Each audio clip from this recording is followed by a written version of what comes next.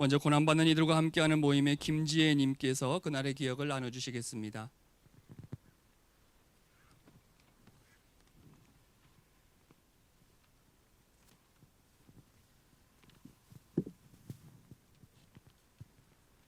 (2014년 4월 16일) 입술 끝에만 닿아도 마음 아픈 그날을 기억해 봅니다. 친구들과 깊은 우정을 쌓는 시간인 수학여행을 기다리며 성실하게 메일을 보내던 밤, 그날 봄, 팡팡 터지는 꽃들과 초록색으로 물들던 교정이 순식간에 차갑게 변했던 그날을 잊지 못합니다. 교복을 입고 교실에 앉아 몰래 반납하지 않은 핸드폰으로 포털 사이트를 보았던 그 시간, 속보를 접하고 순간 굳었던 교실의 분위기, 전원구조라는 말에 다 함께 안도하며 뱉었던 그 숨, 그것이 오보임을 알게 되었을 때의 무거워진 공기는 여전히 마음 한켠 잊지 못할 기억으로 박혀 있습니다. 엉엉 울었습니다. 손에 펜이 잡히지 않았고 밥도 넘어가지 않았습니다. 막막함에 베개를 꽉 안고 울었습니다. 떨리는 목소리로 조용히 기도했습니다. 하나님, 다 꿈이라고 해주세요. 거짓말이라고 해주세요. 어쩔 수 없는 사실이라면 내일 아침엔 모두 살았다는 소식을 전해주세요. 허망함과 막막함, 답답함과 두려움이 온몸을 눌렀고 내가 할 수 있는 게 아무것도 없다는 절망 속에 세월을 보냈습니다. 기억했습니다. 하지만 기억하는 일은 움직여야 하는 일이었습니다. 진실, 책임, 생명, 안전을 위해 움직여야 했습니다. 기억만 했더니 2022년 10월 29일 또 친구들을 잃었습니다. 97년생인 나는 2014년을 살아남았고 2022년을 또다시 살아남은 사람이 되었습니다. 하지만 저는 저를 그저 살아남은 사람으로 두지 않으렵니다. 또다시 살아남은 사람이, 그런 제가 이제 기억의 투쟁 속에 증인이 되려 합니다. 부모님들의 노란 우산 아래 숨지 않고 또 다른 노란 우산을 들고 그 길에 함께 서겠습니다. 살아남았고 또 살아남은 우리는 세월호 참사의 증인이며 책임자를 목격한 사람으로 목소리를 내고 진실을 찾는 사람으로 함께 서며 안전사회를 만드는 사람으로 함께 살아갑시다. 네, 두 번째 기억으로 안산 YWCA의 얼수님께서 나눠주시겠습니다.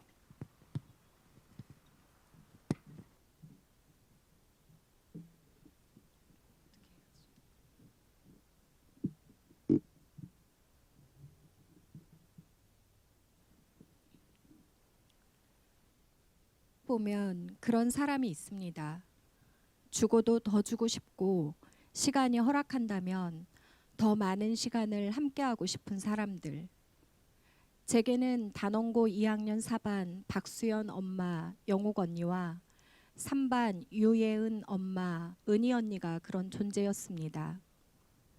딸아이를 임신한 지 6개월 무렵 이웃으로 만난 영옥 언니는 같은 빌라, 같은 동, 같은 라인에서 살며 하루가 멀다 하고 만났고, 꼬두물 도서관에서 책과 주말 체험으로 만난 은희 언니는 매주 독서 모임을 같이 했습니다.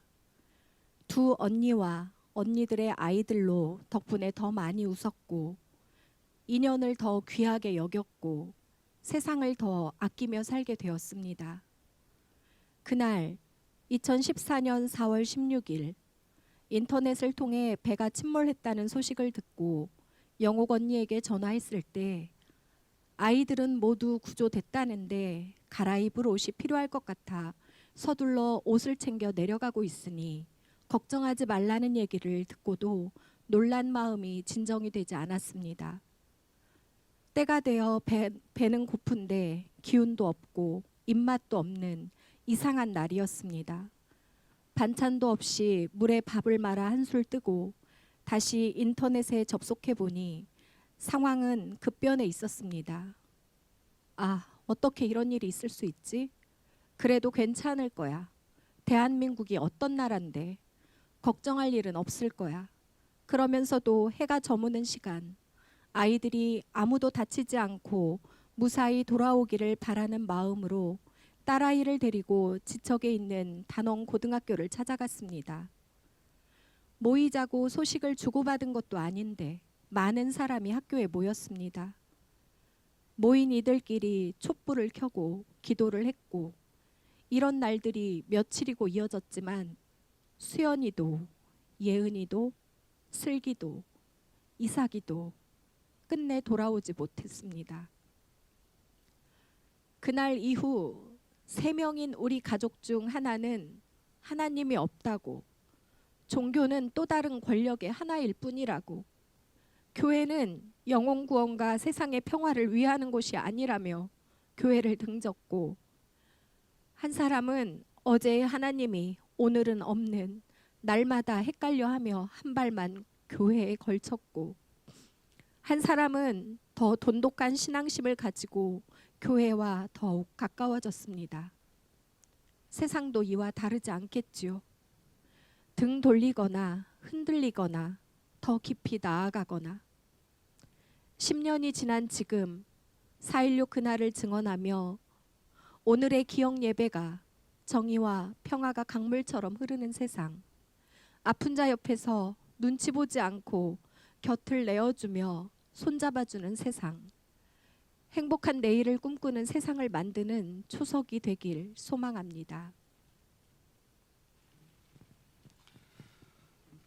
네, 그날의 기억들 속에서 우리는 어디에서 그 소식을 들었고 그날 하루 동안 우리의 감정이 어떻게 요동쳤는지 그것들이 고스란히 되살아나는 시간인 것 같습니다. 우리 마지막으로 소명학교의 정승민 선생님께서 나눠주시겠습니다.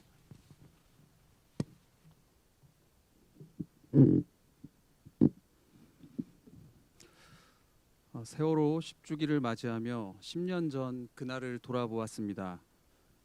2014년 4월 16일 세월호 참사 당일 여느 때와 다름없이 오전 수업 후 쉬는 시간 교무실로 돌아와 자리에 앉았는데 수학여행 가던 여객선이 침몰한다는 내용이 속보로 떴습니다.